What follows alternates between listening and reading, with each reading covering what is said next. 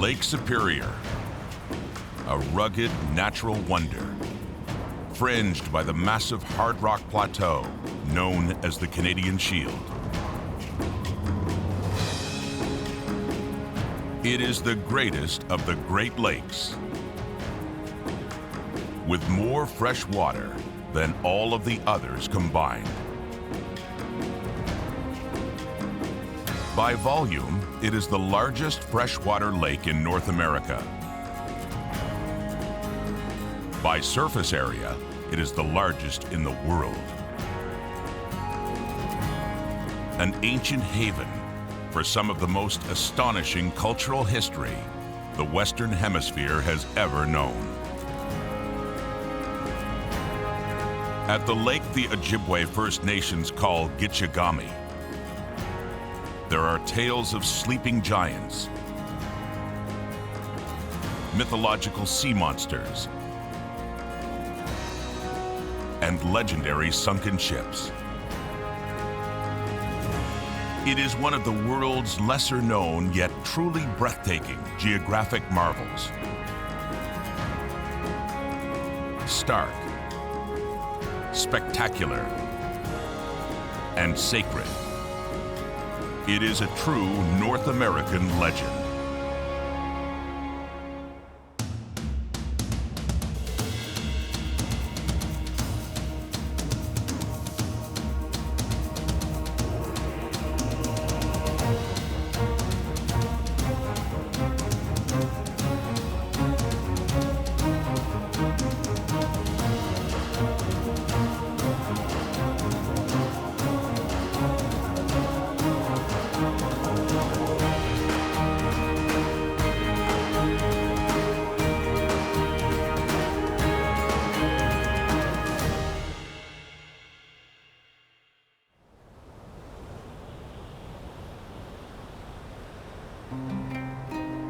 Lake Superior, a massive ancient lake, roughly the size of Austria.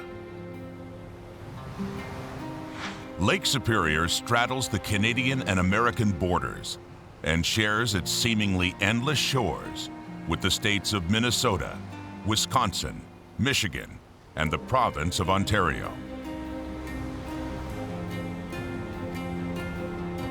Its surface area is more than 82,000 square kilometers. It is about 560 kilometers long and 260 kilometers wide. Its deepest point is more than 400 meters. As far below the surface as the tip of the Empire State Building is above it. Lake Superior shares the stage with the other four Great Lakes. But its birth is a story all its own. And it starts deep in the pages of our planet's earliest geological history. The Earth formed about 4.5 billion years ago. In the beginning, it was a toxic ball of gases and molten magma. In time, the surface cooled, then hardened, and shrouded the young planet in a crust of igneous rock. For billions of years, tectonic plates formed a vast jigsaw puzzle that remained in a state of constant flux. Today, the 7 largest tectonic plates cover the majority of the Earth's surface. They range anywhere from 25 to 70 kilometers deep. Each plate forms the base of one of the 7 continents, and each plate is made up of smaller regions with unique geological landscapes. Lake Superior is located on one of the most unique regions of the North American crustal plate, the Canadian Shield, also known as the Laurentian Shield. 4.4 million square kilometers of ancient rock. It covers half of Canada, part of the northern United States, and most of Greenland. It is the greatest area of exposed igneous rock on the planet. Lake Superior sits proudly on the southern part of the shield and provides a breathtaking venue for geologists to study the unique rock formations here. And in doing so, they've painted a surprising picture of what this part of the world would have looked like billions of years ago. You can think about the Himalayas for what much of the north shore of Lake Superior would have looked like at one time. So with geologic time, all those mountains have disappeared, they've all got worn down, and we're now seeing the roots. And so this gneiss, which is the most common rock type on the shield, records these very violent collisions. Much of the shield is composed of the old roots of vast mountain chains, and the Himalayas today are an excellent example of what the large areas of the shield will look like, where these plates were colliding with each other, and you had these incredible forces developed, where rocks were pushed down underneath each other, melted, partially melted. There would have been volcanoes, and then of course as the shield is eroded down over millions, billions of years to form the fairly level surface that we see today, so the roots of those mountains would have been exposed. So people come to look at the shield to find out what might lie below the modern-day Himalayas. It's an ancient analog, an ancient example of what's happening today. The amount of time involved in wearing down a mountain range the size of the Himalayas is unimaginable. Yet 1.1 billion years ago, erosion consumed the mountains. And the next chapter of Lake Superior's creation began. The formation of Lake Superior is really a story of fire and ice. About 1 billion years ago, there was a tear or a rip in the continent. What is now North America was starting to split apart, known as a rift. And this is how oceans are formed. This is how the Atlantic Ocean formed.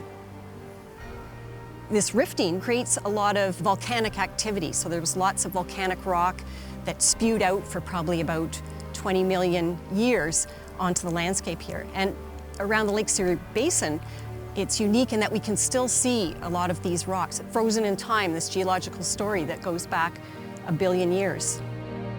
If the rift had not filled with lava, there would be an ocean today in the central United States. The continental rift here is the deepest closed rift ever discovered. By the time this accumulation of lava stopped and hardened, it was 20 kilometers thick. So heavy that it sagged and formed a basin. Eventually, this large basin became home to enormous glaciers, an icy conquest that marked the beginning of today's Lake Superior. Just imagine these ice sheets, several kilometers thick. They covered all of Canada, so they were flowing down from the north. They invaded southern Ontario, they got into the States, and they were so powerful, abrasive agents, huge tools in effect, that they were capable of digging out these enormous Great Lake basins. And they're all a direct product, all inherited from the last few million years when we had glaciations. So it tells us about the power of ice. About 12,000 years ago, these huge continental glaciers began to melt. And the basins excavated by the glaciers were slowly exposed. During this era, the water levels here were as much as 150 meters higher than they are today. The last of the surrounding glaciers melted 10,000 years ago. Lake Superior overflowed and drained into the lower Great Lakes. Its water level dropped dramatically to 60 meters below today's level. When the glaciers melted, an enormous weight was lifted from atop the basin, like removing a brick from atop a sponge. the lake's basin slowly bounced back, lifting the lake's water levels with it. Finally, about 5,000 years ago, the Lake Superior that we know today came to be. The failed ocean is a rare geological wonder that would have been hidden forever by the ocean it could have become. Today, the continental rift is 2,000 kilometers long. It runs from Lake Superior to Oklahoma. Deep and ancient, it is a snapshot of geological history, laid bare for all to see. As a geologist, the North Shore Lake Superior is fascinating because the topography, you've got these tall cliffs just dropping straight into the lake. The rocks are very varied, and as you go to the west, they get older and older. And the various rocks that you see, the granites, the sandstones, the greenstone belts, basically tell us about the violence of geologic history and these huge collisions between continents and the trapping of ancient seafloor. So it's a pretty violent story. A violent story with a beautiful result. The softest rock type is a blend of natural materials compacted together. It's called sediment or sandstone. Over millennia, much harder rock intruded into the softer rock to create some true geological masterpieces. An igneous rock is one that's been produced by volcanic activity, and some are the product of actual volcanic eruptions at the Earth's surface, eruptive rocks. And then there are other igneous rocks which never made it to the surface, and they're said to be intrusive because they're pushed up into surrounding rocks. And perhaps that's one of the most striking features of the North Shore of Lake Superior, because a lot of the rocks were intruded as igneous rocks, and they form what we call sills, which are horizontal intrusions. So if you imagine your fingers and hot magma being forced in between the layers, and what this does is produce a sandwich where you have relatively soft rock, hard igneous rock on the North Shore of Lake Superior.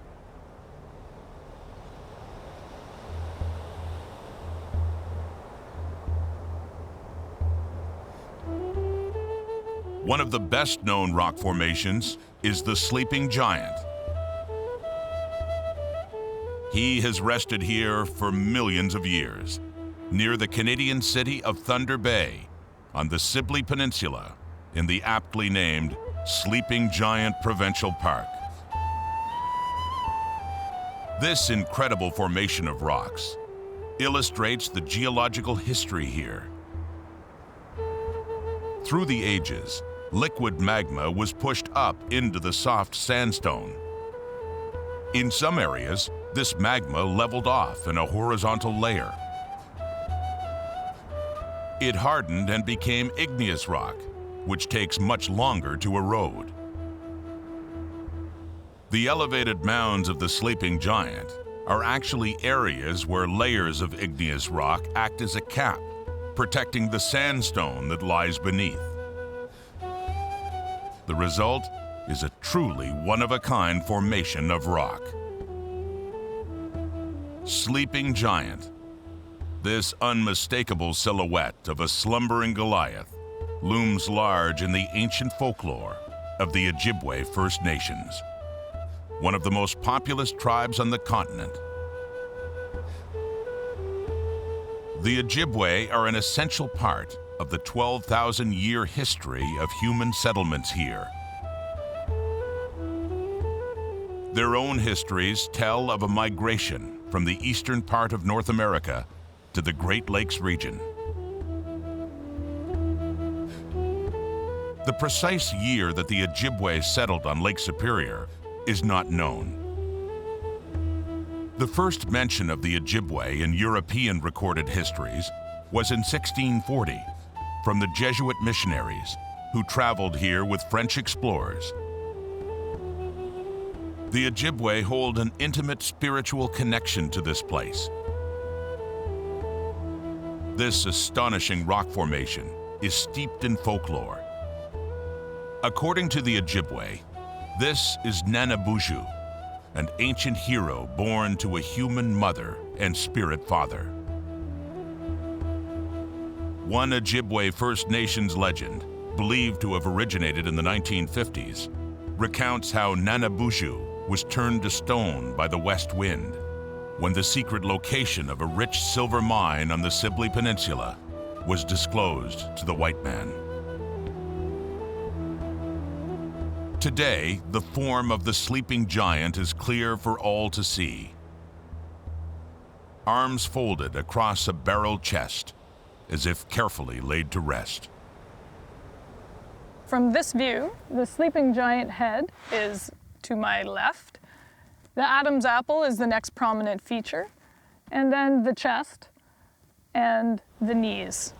You can see the sleeping giant from a number of angles and from very far away, and it often is thought of a protective type symbol and a very welcoming symbol for those who had that massive journey across the largest freshwater lake in the world.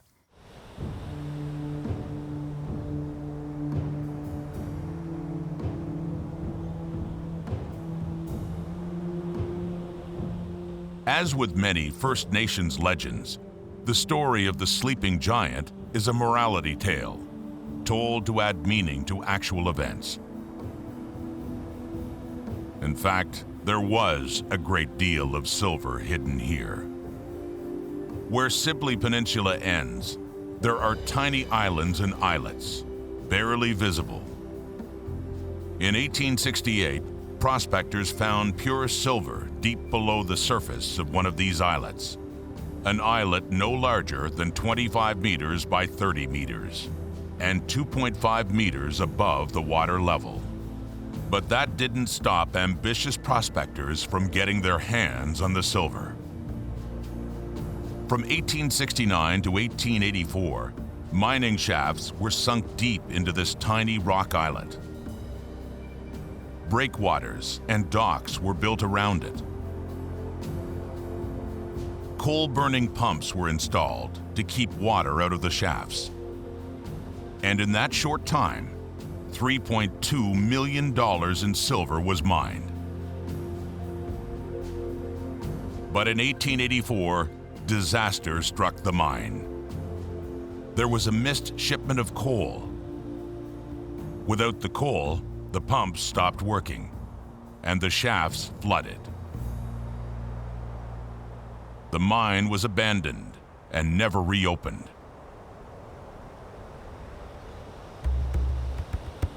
Today, the Giant is a popular spot for hikers. The cliffs found here tower at 300 meters. They are the largest in the province of Ontario. The sleeping giant is not actually visible from inside the park itself. But that doesn't stop hikers from trying to reach the top of the giant. A grueling 20-kilometer hike that can take up to 8 hours.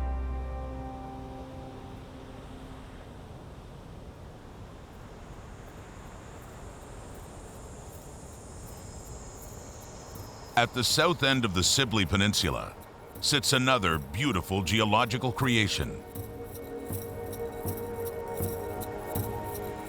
The sea lion. 1 billion years ago, liquid magma pushed its way to the surface here. It cooled and hardened and transformed into igneous rock, much harder than the sandstone it penetrated. Over the millennia, the sandstone eroded. The igneous rock did not. And this incredible formation was left behind. 1.5 meters thick, 8 meters high. It extends 15 meters into the lake. According to Ojibwe legend, Before Nanabuju was turned into a sleeping giant cast from stone, he had many companions. One of them was a sea lion, but not just any sea lion. Nagochi had the wings of an eagle and the feet of a duck. As it is told, Nanabuju went on a long journey. He brought Nagochi, but forgot his other companion, the Thunderbird. When they returned, the Thunderbird created a storm so vicious, it broke off one of Nagochi's wings. He tumbled from the sky, as did his master. Thinking Nagochi had failed him, Nanabuju turned him to stone as punishment. And there he stands to this day, waiting for his master to return. In the 1800s, the formation had a head, and it became known simply as the sea lion, sitting patiently, looking out over Perry Bay. The head has since eroded away, yet it remains a must-see destination for hikers on the Sibley Peninsula.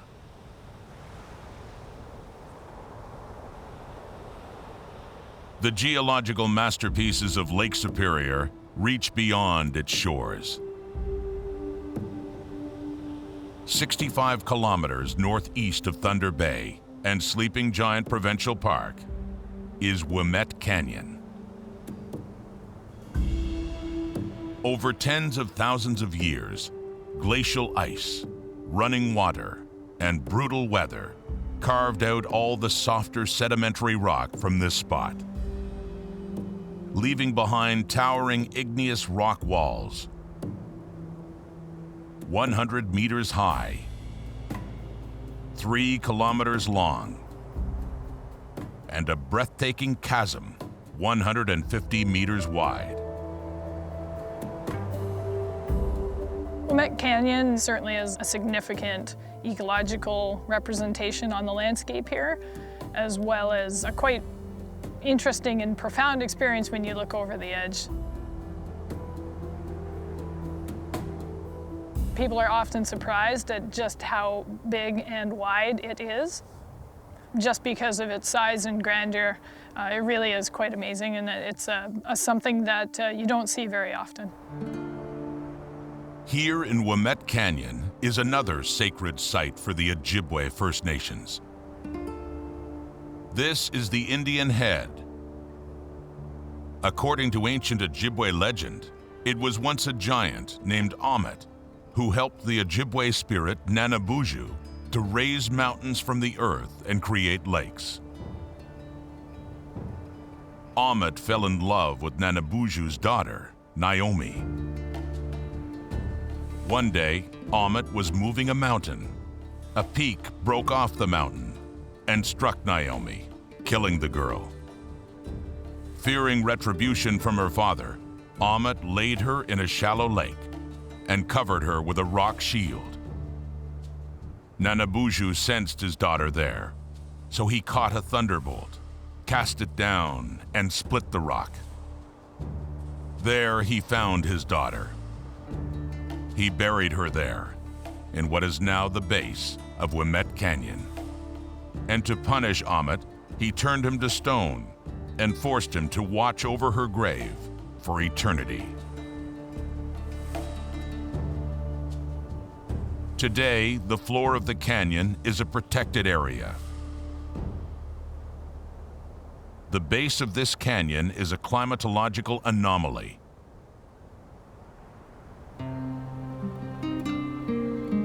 Air is stagnant, and there is little sunlight. It is icy cold year-round. These conditions nurture an extreme microclimate. Arctic and subarctic vegetation, normally found about 1,000 kilometers north, such as alpine woodsia, Clinton's bulrush, and saxifrage, thrive here.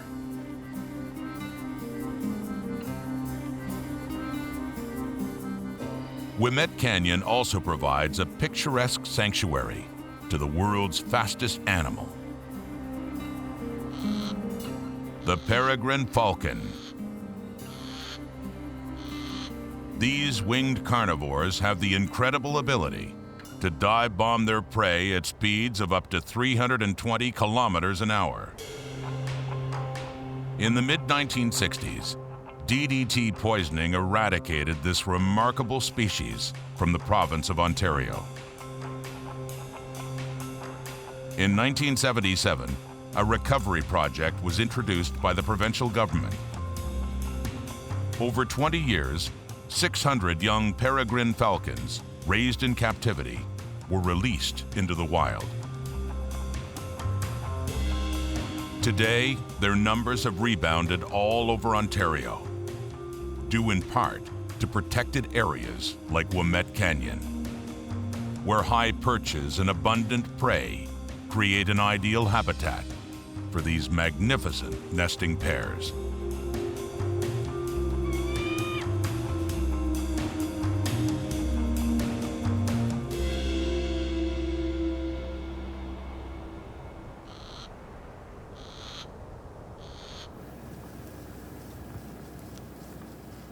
The protected areas of Lake Superior are a spectacular refuge for woodland creatures, but also for ancient human influence. Lake Superior Provincial Park is no exception. Located on the east shore, it is home to the awe-inspiring Agua Rock. For thousands of years, the stormy waters of Lake Superior have relentlessly pounded this 30-meter-high sheer rock face. For the Ojibwe First Nations and other tribes from thousands of years before, the furious booming sound made by waves filling the fissures was a thing of wonder. A supernatural force sent from the spirit world. This was and is a sacred place, a dangerous place. Ancient peoples paid their respects and used pictographs to warn others of potential danger. Generations of Ojibwe have painted images, red ochre images, representing the stories of their life here along Lake Superior. It's a very exposed site. Right at the edge of the lake, this cliff face, you can only get out when the lake is very calm because it doesn't take much of a wave to come in there. And it makes it quite amazing that the images have lasted for any length of time. For the paint itself, the ancient Ojibwe used hematite rock. These strikingly colored rocks are high in minerals such as iron. They were crushed to a powder and mixed with fish oil or bear grease to make a paste that fused to the rock on which they were painted. They probably painted there for generations, for maybe thousands of years, but what we see today is estimated to be 150 to 400 years old. It gets the weathering from waves, they can be covered in ice, and they're also exposed to the sun. So it's quite remarkable that anything's lasted as long as it has. Some images are obvious, like this canoe.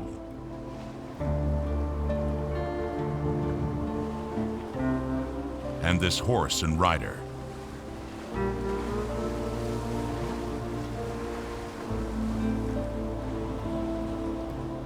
And some not so obvious. Perhaps one of the most unusual images there is the one known as Mishibashu, the spirit of the lake. Mishibashu has sometimes been called the underwater panther or the horned lynx. And so it has that spined back and those horns indicating power. And if not shown the proper respect or given the proper offerings, then Mishibashu could simply lash its tail and whip up a storm and may capsize canoes.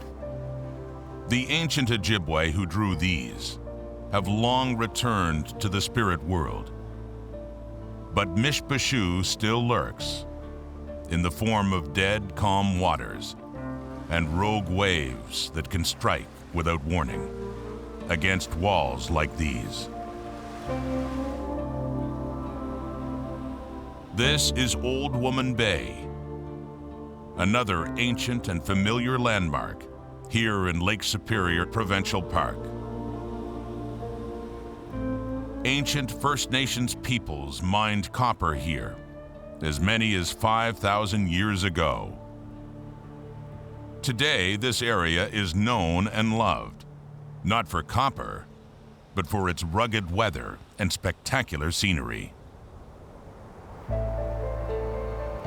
Well, they say there's a face in the cliff at Old Woman Bay. Everybody sees it in a different place and probably has a different connection, and we don't know exactly where that original story came from.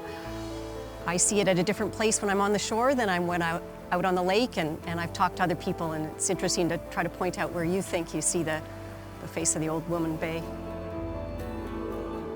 In Old Woman Bay, one of Lake Superior's most ominous features is laid bare: its weather. The lake is so large that it moderates the climate around it. The amount of water in the lake is almost incomprehensible. 11 quadrillion liters. Enough to cover North and South America in 30 centimeters of water.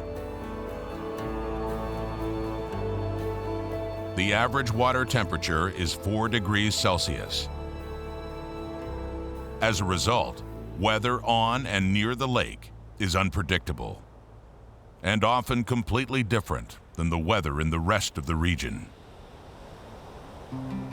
At Old Woman Bay, those cliffs are a very dramatic, powerful backdrop for the changing conditions we see on Lake Superior.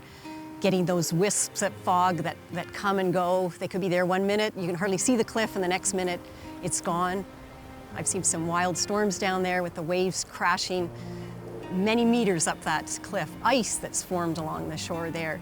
So it really is a very powerful place that kind of captures the whole power and changing conditions that we see all along the lakeshore here.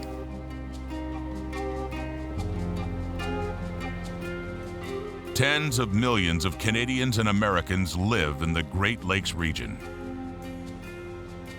Most in the thriving urban centers that dot the lakes, and all are affected by changing weather conditions.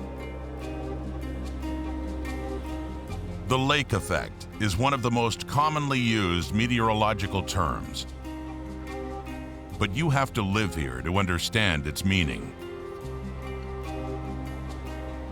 Large bodies of water play an essential role in altering existing weather systems. Lake Superior certainly dominates the landscape here, and it affects everything. Every story about this place can be tied back to the lake. It's known as a weather maker. It's the largest freshwater lake in surface area in the world, and because of our latitude, the size of the lake, the depth, the coldness, this lake, probably more than any other, has a real impact on our weather. It may appear calm and temperate now, but winter hits hard along the shores of Lake Superior. On the Canadian side, the largest city is Thunder Bay. The average annual snowfall there is 1.8 meters. Along the eastern shore of Lake Superior, we get some of the highest snowfall in Ontario. We get about 1 meter on the ground. I've seen as high as 1.6 meters, which is my height, so that's a lot of snow on the ground. That's why moose is more common than white-tailed deer to get along in the snow. 1.8 meters of snow is nothing to scoff at, unless you live in Hancock, Michigan. It sits just across the lake to the south, on a peninsula that reaches north into the lake. There, the annual snowfall is almost 6 meters, almost 3 times as much as Thunder Bay. It's an incredible difference, but it's no surprise. With such a vast surface area, Superior's lake effect is dramatic. But what's remarkable about the weather system in this part of the world is that even if Lake Superior wasn't here, the weather would be tumultuous. There is a unique vortex of seasonal patterns here. Moist, warm air blows up from the Gulf of Mexico. Cold Arctic air gusts down from the north. The two fronts collide at Lake Superior, and when they do, air pressure changes, winds rise, and storms are unleashed. Add to this the tremendous volume of water in Lake Superior, and things get really complicated. The lake is so enormous that it regulates the temperature in the surrounding region. Local temperatures fluctuate from -29 to 32 degrees Celsius. With a core temperature that hovers around 4.5 degrees Celsius year-round, Lake Superior warms the winter air. And when it does, the air rises and brings evaporated lake water with it. New clouds form, or existing clouds become saturated. This increases the energy in the pressure system. Winds rise, and waves follow suit. In the summer, the reverse is in effect. Lake water is cooler than the air above it. The cooled air stays low and helps keep the surface of the lake calm, even while winds howl 460 meters above the surface. For the seafarers that make their living on the Great Lakes waterways, this effect is much preferred to the alternative. So Lake Superior is a real weather maker, this large body of water. The prevailing weather comes across it, and that really varies from season to season. In the spring, it's like a huge cold sink, and so often it absorbs some of the heat and energy as weather systems come across the lake. Fog is common early in the year, especially when we get some rain or moisture in the air. The lake is so cold that you get condensation and this wispy fog. And then all summer, the lake is absorbing heat and energy, and it has the reverse role in the fall. As the weather systems cross the lake, it intensifies them, and that's where you get the biggest storms. Lake Superior is famous for its gales of November.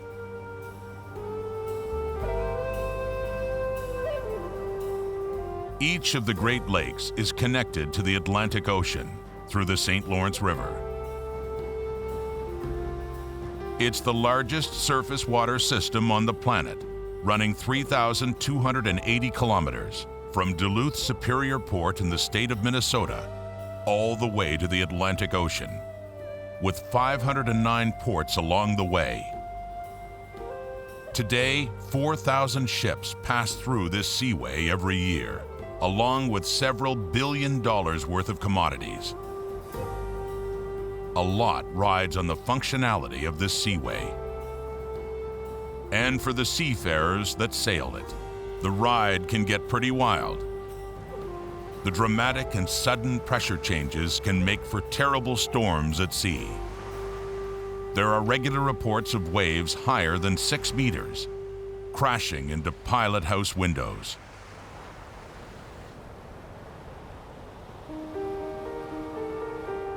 There are 550 known shipwrecks. At least 350 of them still rest on the bottom of Lake Superior. One shipwreck is more known than the rest. The wreck of the Edmund Fitzgerald. At the time it was launched in 1958, it was the first ship ever built to the maximum size allowed on the St. Lawrence Seaway, 220 meters long and 23 meters wide. For an ore freighter, it was unusually luxurious, with a lounge, 2 dining rooms for the crew, and even staterooms for occasional passengers. For 17 years, it carried iron ore from mines near Duluth, Minnesota, to Detroit and other Great Lake ports. On November 10, 1975, a vicious storm ravaged the lake. Hurricane-force winds took the modern freighter down, despite its having the most up-to-date required safety equipment of the time. The National Transportation Safety Board determined that there was a sudden massive flooding of the ballast tanks and cargo hold. All 29 crew members died. The ship's final resting place, 160 meters underwater, on the lake bed, snapped in two. The ship was popularized by the Canadian musician Gordon Lightfoot. His song, "The Wreck of the Edmund Fitzgerald," helped cement Lake Superior's place in the cultural fabric of North America.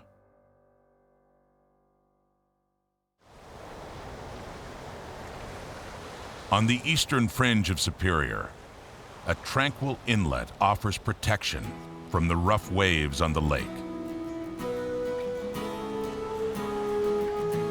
This is Gargantua Harbor. Fishermen took advantage of this safe haven around the turn of the 20th century. In the 1930s and 40s, this port was a busy hub for fishing and logging. After a period of negligence, it has re-emerged as a popular destination for visitors to Lake Superior Provincial Park. Gargantua is a favorite spot for a lot of people, including myself. It's a great access for hiking or paddling, and it is one of the more remote locations along the eastern shore here. Gargantua is well known for its cobbled beach. These beautiful rounded cobbles they're remnants of all the types of rocks that have found around this area. The glaciers ground them up and redeposited them, and then just like a giant stone polishing machine, the forces of water, ancient rivers that flowed through here, and then that weathering that continues with the waves of Lake Superior, like a giant stone polisher, have kept these rocks rounded and smoothed.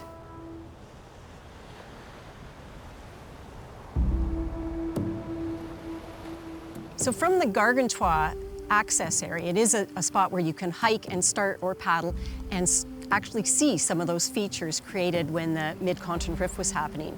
The type of rock, the dark basalts that came out in the volcanoes that formed some really unusual features.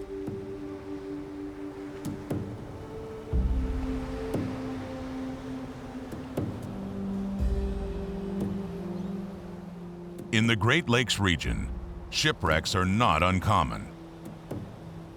But seeing one frozen in time is. Here in Gargantua Harbor is the shipwreck of the Columbus, a popular site for visitors here. This was a boat that caught fire and was cut loose from the dock, so it wouldn't have burned the small fishing village that was there at the time. It's fairly shallow water, and it's been there for over 100 years, and it's well preserved because of the cold waters of Lake Superior and because it's a protected harbor. In Lake Superior, time stands still.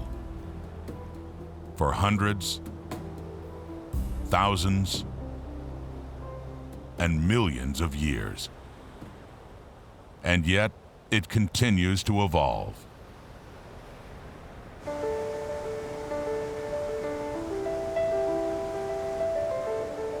This is Sand River.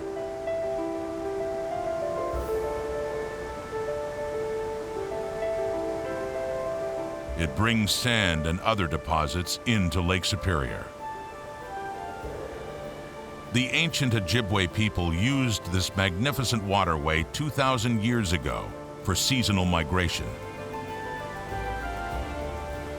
Today, it's cherished for its hiking and canoeing. It weaves together the past, present, and future of this place with natural, unbridled strength.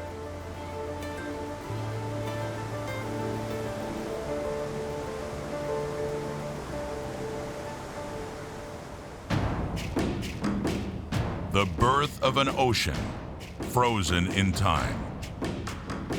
Unparalleled geological wonders, the largest freshwater lake in the world.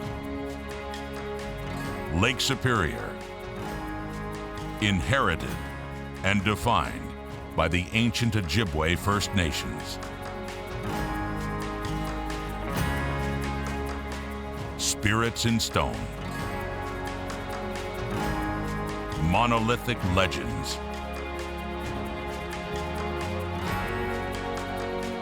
A raw and untamed spiritual sanctuary here in the heart of North America.